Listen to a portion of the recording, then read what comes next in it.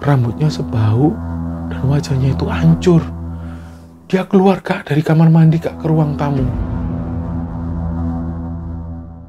Tiara ini tiba-tiba noleh ke arah ruang tamu dan langsung ngomong lagi ke teman-temannya, terutama ke Lydia ini. Dia ngomong, "Kak, kenapa Tiara? Dia ada di ruang tamu Kak. Perempuan itu di ruang tamu."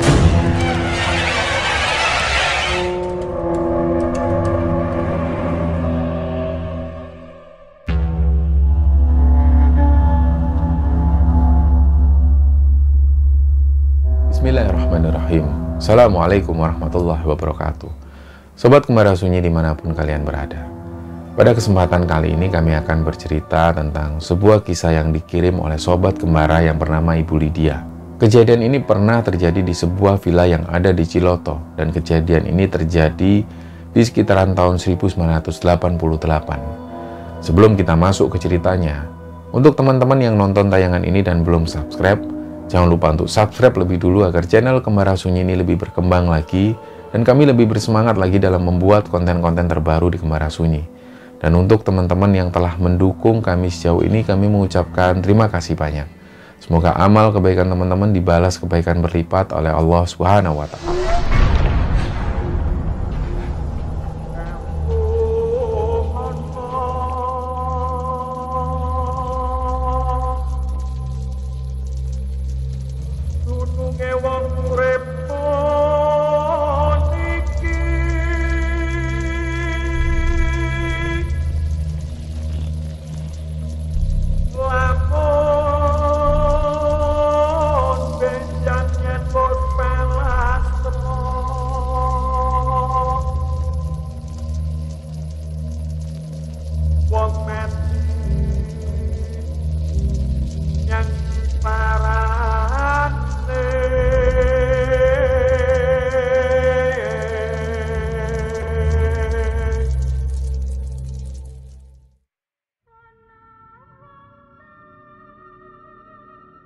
Ya, teman-teman sekalian, seperti yang kita ketahui bersama, bahwasanya penonton di Kembara Sunyi ini dari mulai usia anak-anak bahkan sampai usia 60 tahunan ke atas.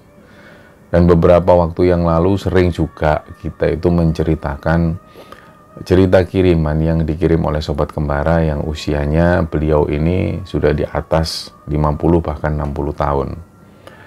Nah, seperti cerita yang kali ini akan kita ceritakan, bahwa cerita ini dikirim oleh seorang ibu-ibu.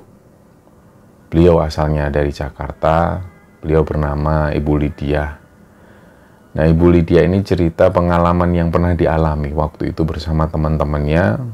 Mereka semua ini sewa villa di daerah Ciloto. Yang menarik adalah kejadiannya itu di tahun 1988. Nah, sebelum kita masuk ke ceritanya, kami mengucapkan terima kasih kepada Ibu Lydia yang sudah menyempatkan untuk mengirim cerita di Kembara Sunyi. Dan kami juga mengucapkan selamat datang kepada teman-teman yang baru nonton channel Kembara Sunyi ini. Semoga tayangan-tayangan di Kembara Sunyi ini bisa memberikan pelajaran dan lebih-lebih bisa memberi hikmah untuk kita semua. Jadi tanpa mengurangi rasa hormat, untuk semua tokoh yang akan kami ceritakan ini, kami akan menyebutkan namanya langsung. Jadi di tahun 1988, Lydia ini baru lulus kuliah dari sebuah universitas di Jakarta. Dan pada waktu itu karena Lydia belum dapat pekerjaan, akhirnya orang tua Lydia ini menyarankan supaya dia ikut kursus. Jadi ada satu kursus di Jakarta sana yang nantinya kursus-kursus ini akan bisa menambah ilmu dan juga menambah pengetahuan, dan lebih-lebih bisa untuk menunjang pekerjaan mereka ketika mereka bekerja di sebuah perkantoran. Nah, begitu masuk di sebuah kursus ini, ternyata satu-satunya peserta yang paling tua adalah si Lydia ini, karena waktu itu usia Lydia itu waktu itu sekitar 23 tahun. Sedangkan teman-teman yang lain ini usianya masih di sekitaran 18, 19, dan 20 tahun. Karena mereka rata-rata baru lulus SMA. Sedangkan Lydia waktu itu sudah lulus kuliah. Nah, begitu memasuki di awal-awal hari pertama mereka kursus di sana, si Lydia ini melihat bahwa meskipun teman-temannya ini berbeda usia, tapi itu tidak mengurangi pertemanan mereka. Ternyata setelah kenal lebih jauh, Lydia ini semakin tahu bahwa teman-temannya itu punya hobi yang sama, yaitu hobinya jalan-jalan. Dan kebetulan Lydia ini juga suka sekali jalan-jalan. Mereka suka bepergian keluar kota dan lain sebagainya. Dan waktu itu rata-rata teman-teman Lydia ini rata-rata perempuan semua. Nah, satu kali karena mereka hobi jalan-jalan, mereka hobi liburan, satu kali ada satu temennya Lydia ini yang namanya Anne. Kebetulan Anne ini ibunya punya satu rekanan. Jadi ibunya ini punya fasilitas di sebuah villa di daerah Ciloto, di mana nanti kalau mereka ini menempati villa tersebut, mereka tidak akan dikenakan biaya sama sekali alias gratis. Nah, dari sarannya Anne ini akhirnya mereka pun setuju, karena mereka sama-sama seneng liburan, mereka seneng jalan-jalan. Akhirnya disepakatilah waktu itu hari Jumat mereka akan berangkat menuju ke Ciloto. Nah, setelah semua sepakat, akhirnya hari itu hari Jumat, di siang hari sekitar jam 2 siang mereka ngumpul di satu tempat. Mereka pun berangkat menuju villa yang ada di Ciloto. Mereka pakai 2 mobil waktu itu. Nah, total ada 10 orang yang berangkat dan satu lagi akan nyusul di malam harinya. Nah, pas waktu perjalanan ini, kebetulan Lydia itu satu mobil sama si Anne. Jadi waktu itu Anne ini sempat ngomong ke Lydia, karena mereka semua ini memanggil Lydia dengan panggilan Kak. Karena Lydia sendiri usianya lebih tua dari yang lain. Jadi si Anne ini ngomong ke Lydia, Kak, aku mau ngomong sesuatu, tapi teman-teman yang lain jangan sampai tahu ya. Kenapa, Anne? Nah, disinilah Anne bilang bahwa ternyata di villa itu dulu pernah ada satu orang yang sakit dan sampai meninggal di villa tersebut. Nah, karena informasi ini, akhirnya Lydia ini sempat ngomong ke Anne, ya sudah, informasi ini jangan sampai bocor ke teman-teman yang lain. Takutnya nanti mereka akan berpikiran yang macam-macam. Dan akhirnya membuat mereka takut. Jadi jangan sampai hal ini bocor ke mereka. Sudah cukup sampai di kita aja. Yang penting kita ketika sampai di sana harus benar-benar jaga sikap dan harus benar-benar menjaga kesopanan karena kita adalah tamu di sana. Nah, setelah ngobrol tentang itu, singkat cerita sekitar jam 4:30 atau jam 5 sore itu mereka sampai di villa tersebut. Nah, sebelum naik ke atas, karena villa ini posisinya ada di atas sebuah bukit kecil, rumah penjaga villa itu ada di bawah. Beliau namanya Pak Aman. Jadi yang pertama kali ditugaskan untuk ngomong ke Pak Aman, si penjaga villa ini, adalah si Lydia. Karena Lydia usianya yang paling tua di antara mereka. Lydia yang ditugasi untuk ngomong ke Pak Aman. Istilahnya untuk izin lebih dulu. Nah, begitu menemui Pak Aman ini usianya sekitar 50 tahunan ke atas lah. Beliau bilang, oh, ini yang mau menempati villa di atas. Iya Pak, ini kami sama rombongan. Dan nanti malam ini masih ada teman kami lagi yang akan datang. Oh ya sudah, mari saya antar ke atas. Jadi dari rumah Pak Aman, mereka harus menaiki tangga yang terbuat dari semen. Mereka naik dan lumayan cukup tinggi. Begitu sampai di villa, mereka ngelihat villa ini mewah. Villa ini terbilang besar. Di depan villa itu ada teras dan ada 4 buah kursi yang terbuat dari besi dan ada meja juga yang terbuat dari besi. Dan di samping villa itu ada kolam renang. Kolam renang ini juga lumayan besar dan di belakang kolam renang itu ada 2 buah kamar mandi yang mungkin waktu itu dikhususkan untuk membilas badan setelah mereka berenang. Akhirnya setelah itu pun Pak Aman mempersilahkan mereka masuk. Jadi perlu diketahui bersama bahwa mereka semua ini belum pernah menuju ke villa tersebut. Bahkan si Anne sendiri pun belum pernah ke villa ini.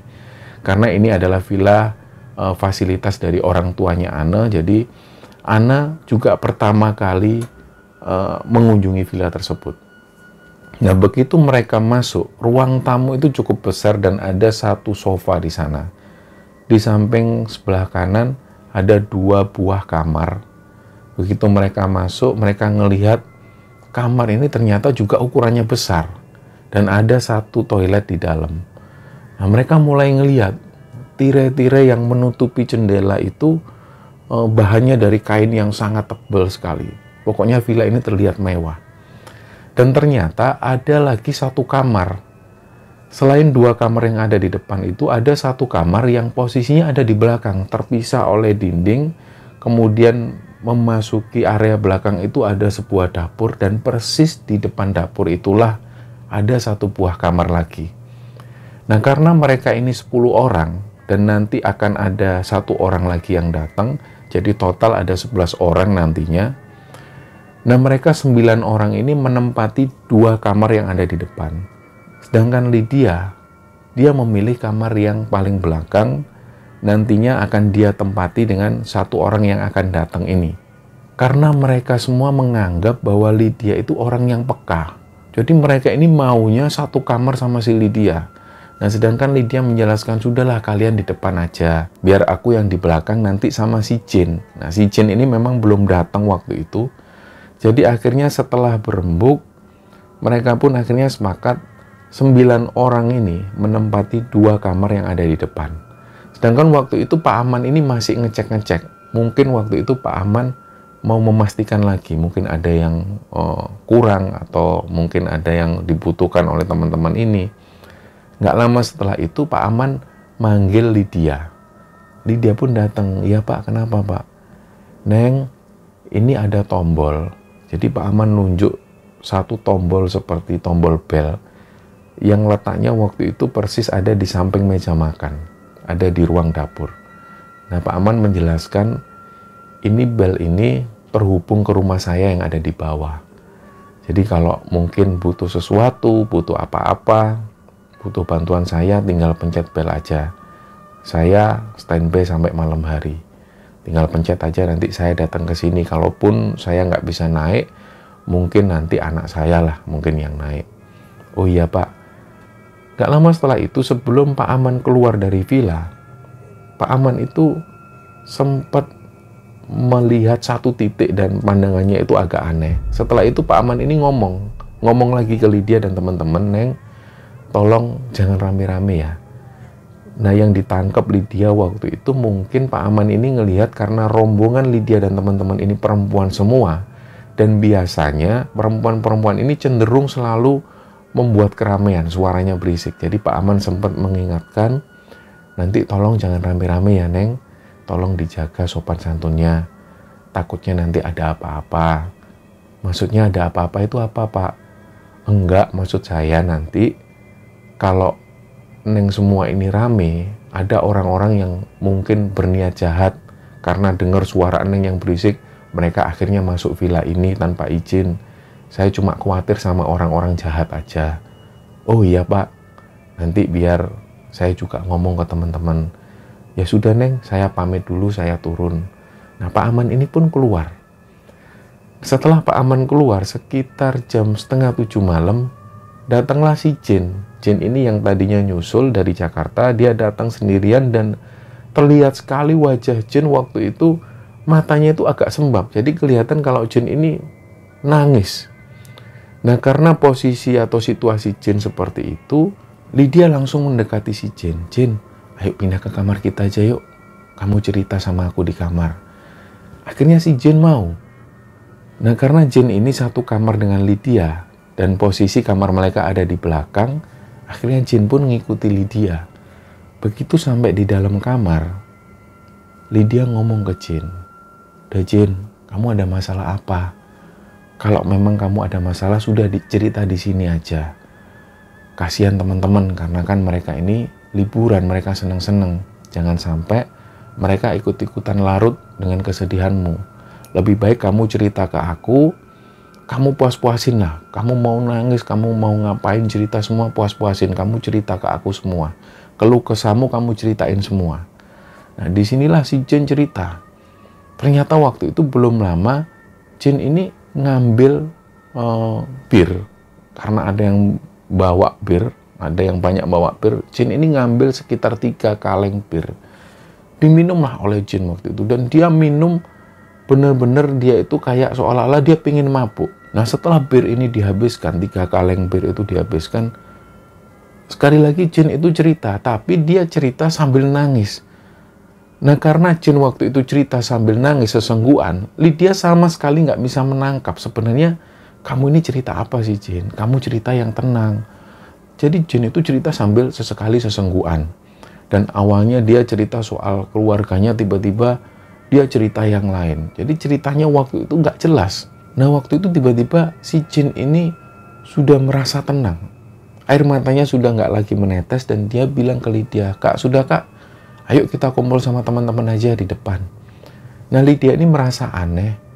Ini Jin ini kok tiba-tiba dia nggak nangis lagi. Dan yang kedua, dia sudah minum 3 kaleng bir. Tapi kok dia nggak mabuk. Padahal Lydia ini tahu beberapa informasi dari Jin bahwa Jin ini sebelumnya nggak pernah minum bir. Atau nggak pernah minum minuman keras sekalipun. Jadi waktu itu ketika Lydia tahu bahwa ini adalah pertama kalinya si Jin ini minum minuman beralkohol, si Lydia ini juga merasa aneh, kok dia nggak mabuk sama sekali. Dan tiba-tiba dia langsung menghentikan tangisnya dan dia langsung datar sikapnya dan minta untuk gabung ke teman-teman yang lain. Akhirnya karena kondisi Jin waktu itu sudah tenang, Lydia tetap berpikir positif, ya sudahlah, mungkin karakter Jin ini memang seperti ini.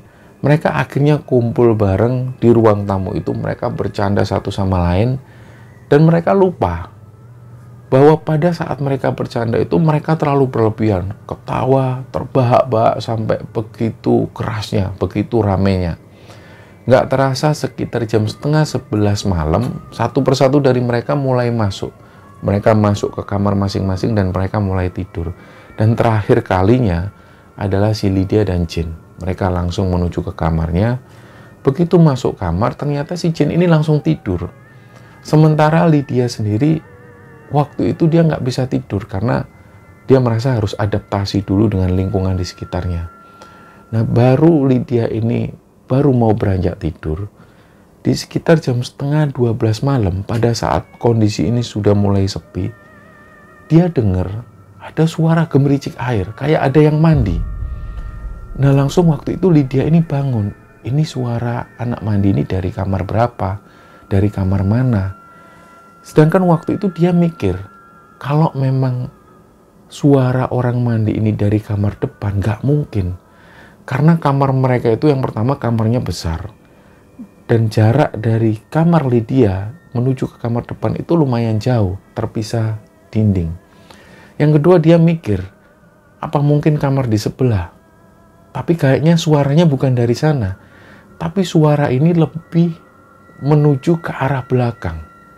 Nah, dari situ si Lydia ini mikir, aduh, kok ada suara orang mandi tapi suaranya dari belakang, ini bukan dari depan. Nah, satu-satunya kamar mandi yang ada di belakang itu adalah kamar mandi yang posisinya persis ada di samping kolam renang. Dan suaranya tuh jelas. Bener-bener kayak orang mandi. Mana mungkin ada teman-teman yang mau mandi di tengah malam seperti ini dan kondisinya dingin seperti ini. Nah, karena Lydia tetap berpikir positif, dia pun melanjutkan tidur. Sudahlah, besok pagi aja biar tak tanya langsung ke anak-anak. Nah, pagi itu mereka bangun sekitar jam 8 pagi, mereka makan pagi. Sekitar jam 10 sudah mulai menjelang siang, mulai mereka main-main di sekitaran kolam renang. Nah, dari situ mulai mereka main cebur-ceburan. Ada yang masih pakai baju lengkap diceburin. Jadi mereka bercanda-bercandaan sampai siang hari mereka ada di sekitaran kolam renang itu. Nah, waktu itu sekitar jam 3 sore datanglah si cowoknya Tiara yang namanya Alex. Dia datang sendirian. Jadi Alex ini menjadi laki-laki satu-satunya di sana. Begitu Alex datang ya mereka seneng. Nah, sekitar jam 7 malam mereka nongkrong lagi di ruang tamu. Mereka ngobrol-ngobrol bercandaan satu sama lain Sedangkan beberapa di antara yang lain itu ada yang masih ada di dalam kamar. Nah, waktu itu tiba-tiba Lydia ini dipanggil salah satu temannya yang dari kamar itu. "Kak, kenapa? Ada yang sakit." "Siapa yang sakit?" "Itu si April, mengeluh kalau kepalanya pusing." Nah, Lydia pun masuk, sementara teman-teman yang lain masih ada di ruang tamu. Begitu Lydia ini masuk kamar, diceklah kondisi April itu sambil megang kepalanya kayak dia pusing. "Kamu kenapa, April?" "Nggak tahu nih, tiba-tiba pusing." Nah, pas waktu si Lydia ini mijet-mijet di bagian pundaknya, tiba-tiba tirai yang ada di kamar itu bergerak dengan sendirinya. Dan tirai ini bergerak dengan sangat tidak wajar. Kayak benar-benar berkibar. Kayak ada angin yang mendorong dari luar. Benar-benar berkibar seperti ini. Nah, karena waktu itu mereka ini sudah panik, sudah takut, mereka pun teriak. Mereka ketakutan dan lari langsung menuju ke ruang tamu. Sedangkan waktu itu Lydia ini juga ngerasa aneh, kok tirai ini kok bisa bergerak dengan seperti ini. Padahal tirai ini terbuat dari kain yang tebal. Otomatis mungkin kena angin, dan angin ini pasti kencang di luar. Lydia pun akhirnya keluar, dia manggil Alex, karena Alex satu-satunya laki-laki di sana. Dia panggil Alex, "Lex, ikut aku yuk, keluar yuk, ngecek kondisi di luar." Nah, akhirnya Alex pun menemani Lydia. Mereka menuju ke luar villa. Begitu mereka ini buka pintu dan ngelihat di arah luar villa, ternyata suasana di luar itu tenang, gak ada angin. Dan mereka ngelihat lagi suasana di luar, pepohonan, tanaman-tanaman, dan bunga-bungaan yang ada di sana. Nah, sama sekali nggak bergerak. Jadi benar-benar nggak ada angin. Nah, dari situ akhirnya Lydia dan Alex memastikan lagi, "Yuk Lex, ikut aku ngecek tirai yang ada di dalam kamar." Nah, waktu Lydia ini masuk ke kamar, yang dia pikirkan waktu itu jendela ini pasti kebuka, yang membuat akhirnya tirai ini berkibar seperti itu. Ternyata begitu tirai ini dibuka, jendela itu masih dalam keadaan tertutup rapat. Jadi sama sekali belum dibuka. Disitulah mereka itu langsung merasa merinding. Karena mereka semua ini, beberapa di antara mereka itu ngelihat. Dan meskipun ada dari mereka yang ada di ruang tamu, mereka masih bisa ngelihat kondisi tirai yang bergerak seperti itu. Karena dari ruang tamu bisa ngelihat kondisi di dalam kamar. Jadi mereka semua itu ngelihat tirai ini bergerak dan berkibar. Seolah-olah ada angin yang menggerakkan, padahal posisi jendela ini tertutup. Nah, setelah itu, karena kondisinya sudah semakin seram, Lydia ini bilang ke anak-anak yang lain, "Udah yuk, si April bawa aja keluar, biar kita nggak ada di dalam kamar." Mungkin waktu itu teman-teman yang lain ini nangkep pernyataan yang berbeda dari si Lydia. Jadi waktu itu ketika Lydia ngomong seperti itu, mereka takut. Mereka akhirnya berlarian menuju ke ruang tamu dan mereka itu naik ke sofa. Jadi sofa yang seharusnya bisa diduduki oleh 4-5 orang, waktu itu sofa diduduki oleh banyak orang karena mereka ketakutan. Akhirnya si April ini pun dibopong keluar menuju ke ruang tamu. Di situ sekali lagi Lydia ini masih mijet-mijet badannya si April. Nah, setelah kondisi sudah mulai agak nyaman di sekitaran jam 9 malam, tiba-tiba waktu itu ada satu anak lagi yang mengeluh. Dia ngomong kalau di pundaknya itu terasa berat. "Loh, kamu kenapa?" "Ini loh Kak, kok pundakku berat." Nah, semua anak ini lihat ke arah si anak ini. Dia kayak pundaknya berat, dan begitu si anak ini berdiri, kelihatan sekali kalau dia itu jalan sambil bungkuk. Kayak benar-benar dia nahan beban berat di pundaknya. Akhirnya waktu itu Lydia ingat kalau dia punya balsem di kamarnya. Dan waktu itu karena dia ngelihat si April ini kepalanya masih pusing, jadi Lydia berniat mau ngambil balsem yang ada di kamarnya. Nah, di lain itu Lydia juga ingat lampu di kamarnya ini belum dinyalakan dari sore hari. Karena dari sore sampai di malam hari itu Lydia dan teman-teman ada di ruang tamu, dan Lydia lupa dia belum menyalakan lampu kamarnya. Sedangkan kamar ini kan ukurannya besar. Dia ingat banget saklar lampu itu ada di bagian paling pojok sendiri. Begitu Lydia ini masuk ke ruang dapur itu gelap. Dia pun balik lagi ngambil senter. Ada senter di sana. Senter sudah dinyalakan dari ruang tamu. Begitu dia masuk ke dapur, si Lydia langsung nyalakan lampu dapur. Selanjutnya dia pun masuk ke kamar yang paling belakang. Begitu dia masuk kamar belakang, belum sampai di dalam kamar, senter ini tiba-tiba mati sendiri. Dicoba lagi. Nah, dilihat lagi tombol ini masih dalam keadaan on. Sedangkan senter ini mati. Nah, Lydia pun sudah berniat, gak usah ambil balsem. Tiba-tiba Lydia itu coba melawan rasa takutnya sendiri. Gak bisa kayak gini terus. Aku harus ambil balsem, aku harus melawan rasa takutku ini.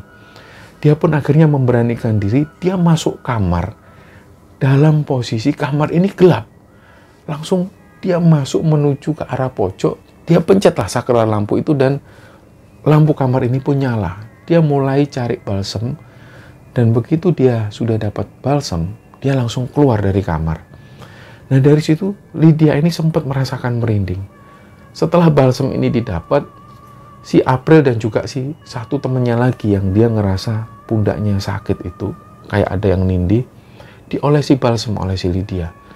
Lydia ini juga merasa karena dia yang paling tua di sana, mau nggak mau dia harus ngemong yang lain. Jadi setelah si April ini diolesi balsem, giliran teman satunya lagi yang tadi dia pundaknya terasa berat banget. Nah, karena Lydia itu melihat, ini si anak ini kok agak aneh. Begitu dia berdiri, dia jalannya agak bungkuk. Kayak bener-bener ada yang naik di pundaknya itu.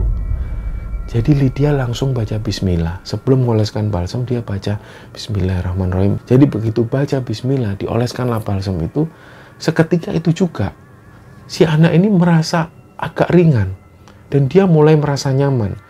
Dan tiba-tiba, yang tadinya dia jalan agak bungkuk, dia bisa jalan normal lagi. Nah, malam itu sekitar jam 11 malam, keadaan ini sudah mulai kondusif. Mereka sudah mulai bisa ngobrol-ngobrol lagi, sudah mulai bisa bercanda. Akhirnya waktu itu Tiara, dia ngomong ke Lydia, "Kak, boleh nggak aku ngomong sama Alex di dalam kamar itu?" "Ya nggak apa-apa Tiara, tapi kamarnya nggak usah ditutup ya, biar kami ini bisa ngelihat kamu yang ada di dalam." "Oh iya Kak." Akhirnya Tiara pun masuk sama si Alex, dan mereka semua ini bisa ngelihat Tiara dan Alex ngobrol di dalam kamar. Tiba-tiba pada saat mereka ini asik-asik ngobrol, si Tiara itu teriak. Dan teriak itu dia ketakutan. Kak. Akhirnya secara otomatis Lydia ini pun langsung masuk kamar. Dia ngelihat, "Kenapa kamu Tiara?" Tiara itu wajahnya pucat ketakutan. Dia langsung nunjuk ke arah kamar mandi. "Kak, tadi ada sosok perempuan yang keluar dari kamar mandi. Rambutnya sebahu dan wajahnya itu hancur. Dia keluar Kak dari kamar mandi Kak ke ruang tamu." Nah, pas waktu mendengar Tiara ngomong seperti ini, semuanya jadi tegang, langsung masuk ke kamar semua. Jadi kamar itu diisi semua orang. Anak-anak semua ini masuk ke kamar itu. Sambil mereka itu ngelihat kondisi Tiara yang waktu itu pucat ketakutan. Dan dia teriak, "Wah, panas, berisik." Dia teriak-teriak seperti itu. Tapi seperberapa detik, Tiara ini ngomong lagi, Kak, kenapa Tiara? Kak, dia masuk lagi Kak, perempuan itu masuk lagi Kak." Jadi karena Tiara ngomong seperti itu, semua yang ada di sana ini ketakutan. Gak lama setelah itu Tiara ini teriak-teriak lagi, "Kak, berisik." Teriak-teriak seperti itu. Tiara ini tiba-tiba noleh ke arah ruang tamu dan langsung ngomong lagi ke teman-temannya. Terutama ke Lydia ini, dia ngomong, "Kak, kenapa Tiara? Dia ada di ruang tamu Kak. Perempuan itu di ruang tamu."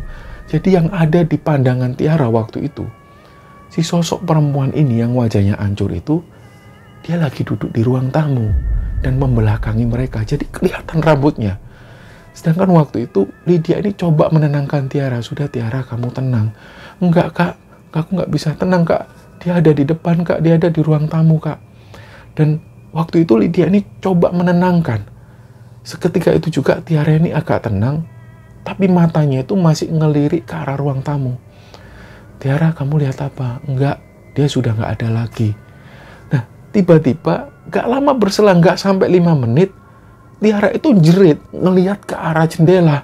Kak, dia ngintip di jendela, Kak. Kak, perempuan itu ngintip di jendela, Kak. Langsung anak-anak ini ketakutan. Dia langsung merapatkan diri. Dia berpelukan satu sama lain. Mereka ketakutan. Gak lama setelah itu Tiara teriak lagi. Kak, dia masuk lagi, Kak. Masuk ke kamar, Kak. Dia masuk ke kamar kita, Kak. Dan hal itu terjadi berulang kali.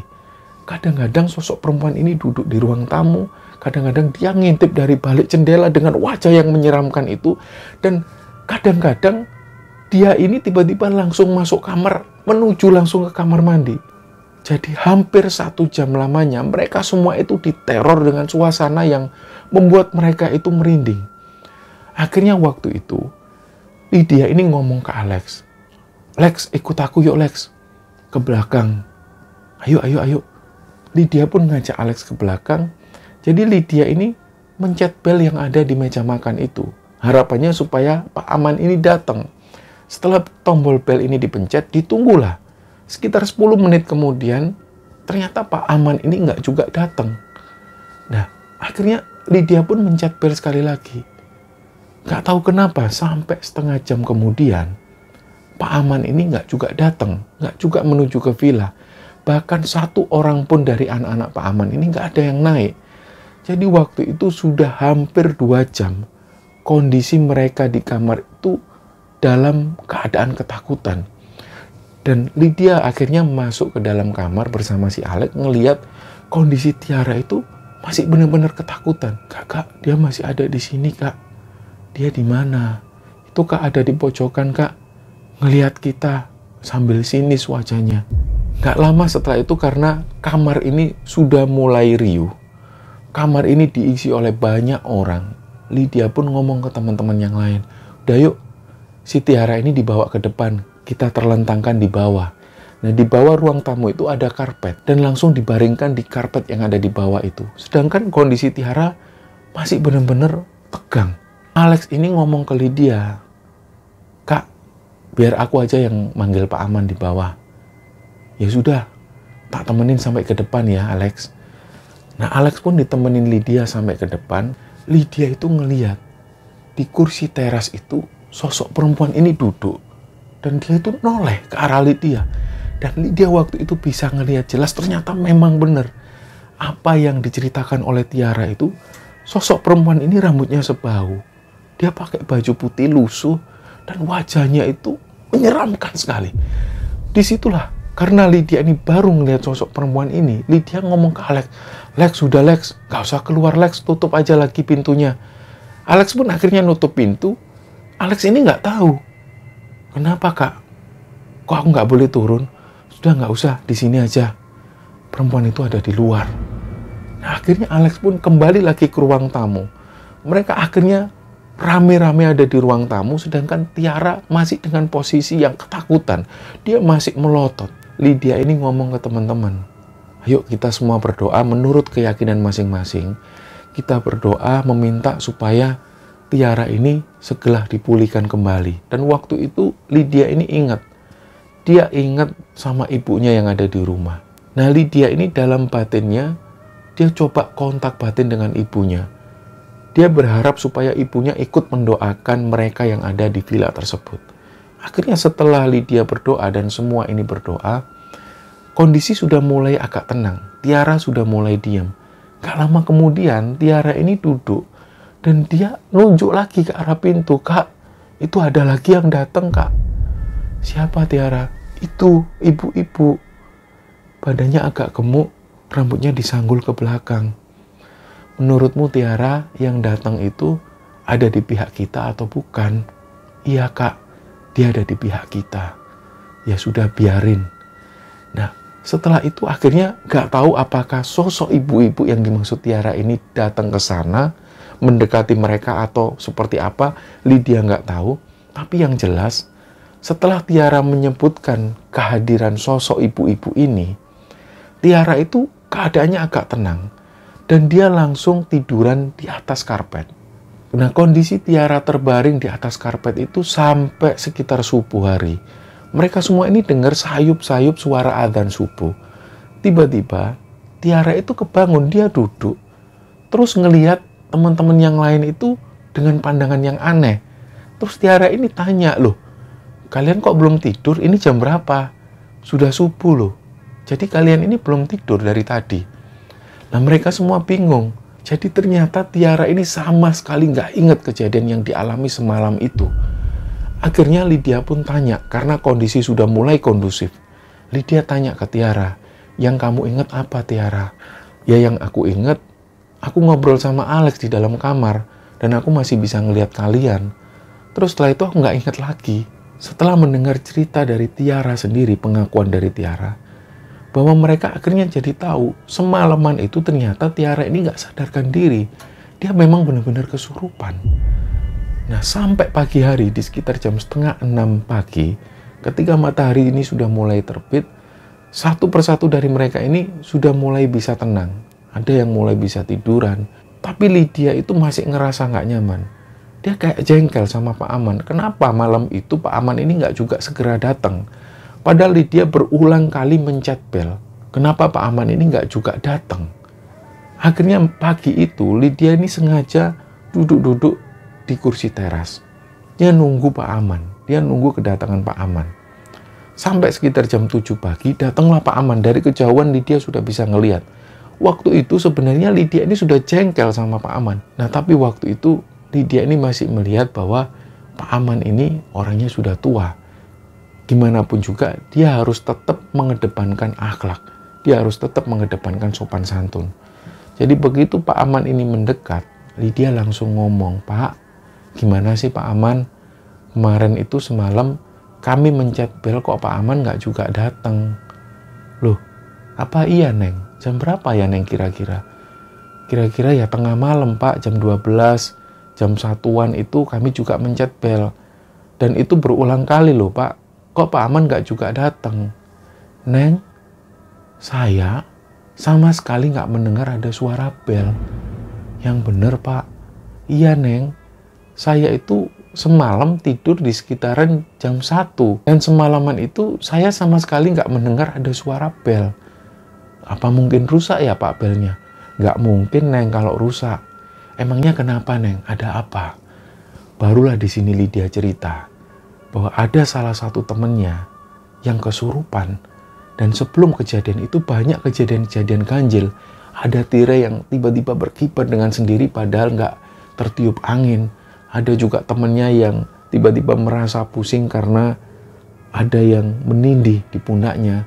Dan disinilah Lydia ini juga cerita bahwa pada saat kondisi yang tegang seperti itu, pada saat Tiara ini kesurupan, waktu itu ada satu teman Lydia ini yang namanya Faye.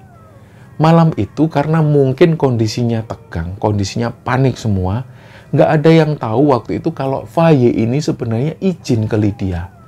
Tiba-tiba Faye ini ngomong ke Lydia malam itu, Kak, aku ngantuk Kak, aku izin aku tidur dulu ya. Nah inilah yang dipandang aneh oleh Lydia. Suasana tegang seperti itu, ketika semua mereka itu ketakutan, panik dengan kondisi waktu itu, tiba-tiba Faye itu dengan gampangnya dia bilang dia ngantuk dan dia izin pengen tidur lebih dulu. Dan Faye ini keluar kamar, dia menempati kamar yang satunya tidur sendirian. Itulah yang dipandang aneh oleh Lydia.